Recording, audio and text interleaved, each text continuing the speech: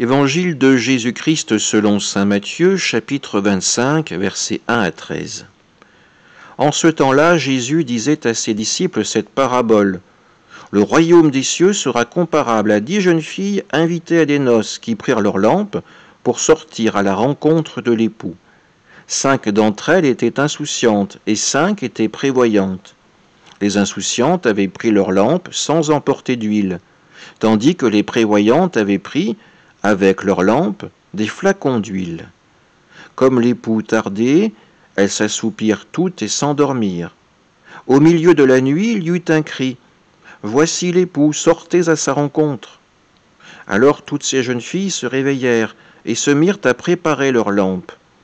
Les insouciantes demandèrent aux prévoyantes « Donnez-nous de votre huile, car nos lampes s'éteignent. » Les prévoyantes leur répondirent « Jamais cela ne suffira pour nous et pour vous. Allez plutôt chez les marchands vous en acheter. » Pendant qu'elles allaient en acheter, l'époux arriva. Celles qui étaient prêtes entrèrent avec lui dans la salle des noces et la porte fut fermée.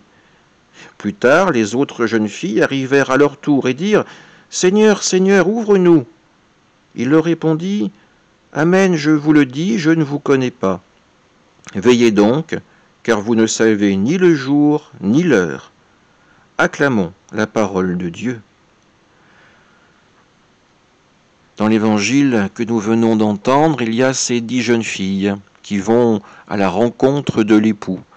Elles vont pour participer à la fête des noces de l'agneau. Pourtant, en chemin, elles s'endorment toutes. Quand elles entendent le cri avertissant de l'arrivée de l'époux, elles se réveillent et rallument les lampes qu'elles avaient emportées.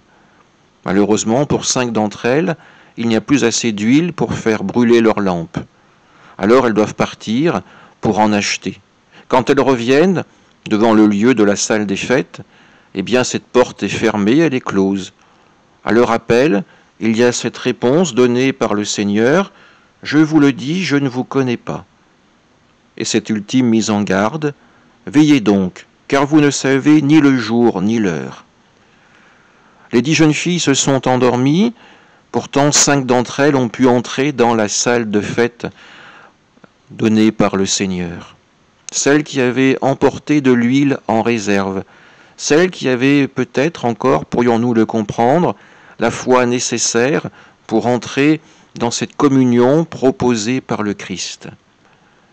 Veillons à ce que nos lampes ne manquent pas d'huile, à ce que notre âme, notre intelligence, notre esprit ne soient pas coupés de la force que procure l'Esprit Saint, afin que nous puissions, le moment venu, accueillir le Christ dans nos vies pour partager avec lui cette fête éternelle dans le royaume de son Père.